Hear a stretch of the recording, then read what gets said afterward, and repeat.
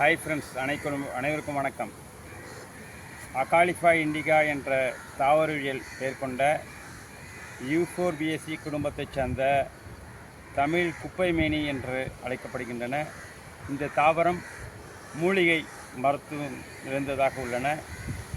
இதனுடைய வளரியல்பு பார்த்திங்கன்னா ஓராண்டு தாவரம்.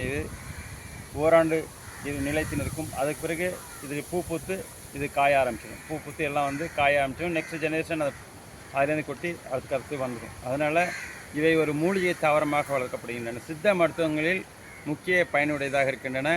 கிராமப்புறங்களிலும் இவை ஒரு விஷமுறிப்பானாக பயன்படுத்தப்படுகின்றன.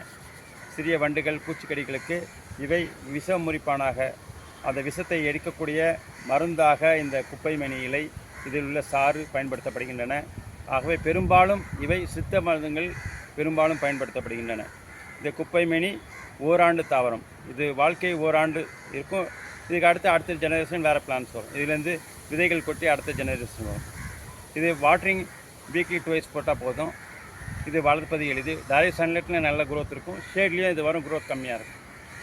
நன்றி, வணக்கம்.